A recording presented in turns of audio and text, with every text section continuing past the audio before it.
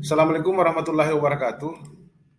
Perkenalkan, nama saya Ardiko Suma, NIM 2021 MM 23779. Saya dari program studi Magister Manajemen Institut Teknologi dan Bisnis ITB Nobel Indonesia. Pada kesempatan ini, saya akan mencoba membawakan materi yang berjudul Perilaku Organisasi oleh Bapak Dr. Laude Amijaya Kamaludin, MADM KP. Yang pertama, saya coba mengangkat tentang sejarah perkembangan perilaku keorganisasian, yakni pada tahun 1950, Foundation for Research on Human Behavior, yakni tujuan dan sasaran. Tujuannya untuk memajukan dan menyokong riset ilmu perilaku dalam dunia bisnis, pemerintahan, dan beberapa jenis organisasi lainnya. Kemudian pada tahun 1980, para pakar seperti Gibson, Ivan Cevik, Osborne, dan sebagainya menganggap bahwa pendekatan ilmiah bagi para manajer praktisi dan para guru menerima banyak praktek dan prinsip yang mendahului mereka tanpa meneliti kebenarannya secara ilmiah. Kemudian ada 3 pendekatan penting yang digunakan. Yang pertama adalah sejarah masyarakat dan lembaga lainnya, kemudian pengalaman para praktisi ahli, kemudian ilmu pengetahuan. Terus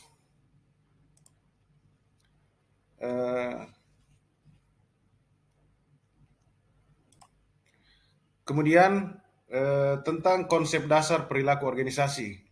Di sini ada 4 poin penting. Yang pertama, perbedaan individu, bahwa masing-masing orang adalah berbeda dari yang lainnya secara tipikal, yang disebut hukum perbedaan individu atau law of individual difference. Kemudian yang kedua, manusia seutuhnya atau whole person, yakni suatu organisasi yang mempekerjakan orang sebenarnya adalah memperkerjakan manusia seutuhnya. Kemampuan orang melekat pada dirinya sebagai manusia, sehingga tidak memandang manusia sebagai pekerja secara terpotong-potong. Kemudian poin ketiga, perilaku yang termotivasi. Dalam kasus kebutuhan, orang dimotivasi tidak dengan apa yang kita pikirkan mereka seharusnya punya, tetapi dengan apa yang mereka inginkan. Kenyataan ini menggerakkan manajemen dengan dua cara yang mendasar untuk memotivasi orang. Kemudian poin keempat, yakni nilai seseorang atau martabat manusia. Konsep ini menegaskan bahwa orang-orang seharusnya diperlakukan secara berbeda dengan faktor-faktor lainnya. Orang ingin diperlakukan dengan hormat dan seharusnya diperlakukan dengan cara ini. Kemudian lanjut ke poin selanjutnya, yakni definisi perilaku organisasi. Saya akan mencoba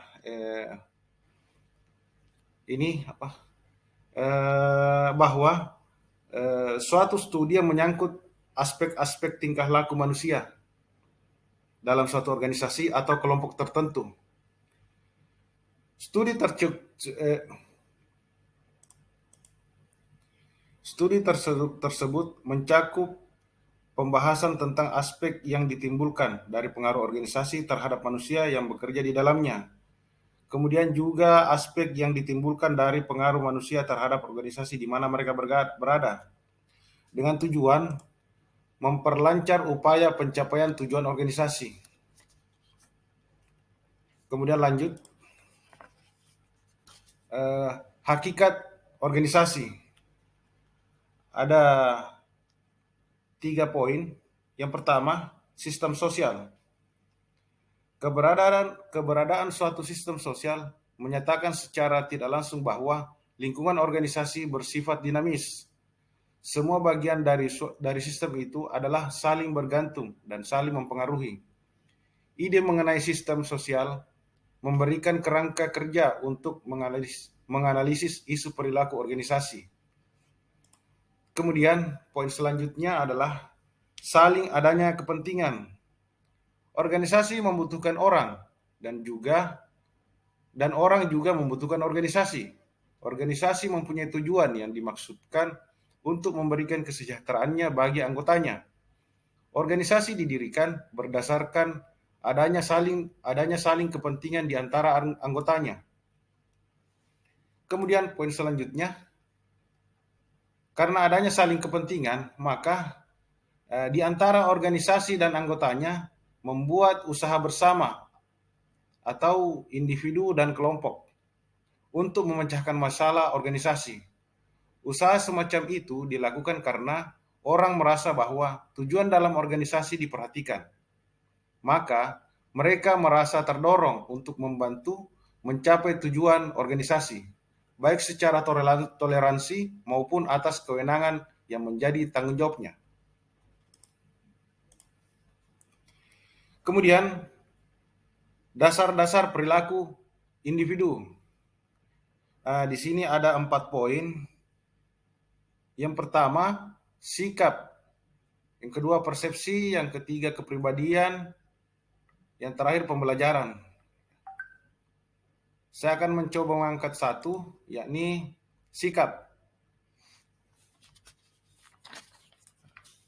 Sikap merupakan pernyataan evaluatif, baik yang menyenangkan maupun tidak tentang suatu objek atau peristiwa.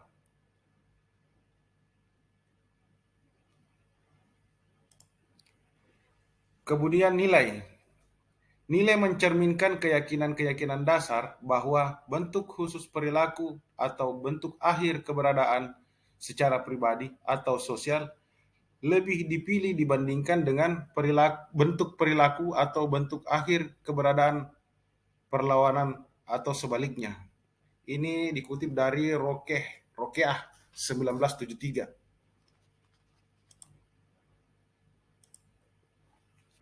Kemudian masuk di tipe nilai. Ada 2 poin. Yang pertama, nilai-nilai terminal. Nilai-nilai terminal adalah bentuk akhir keberadaan yang sasaran sangat diinginkan. Yang ingin dicapai seseorang dalam hidupnya.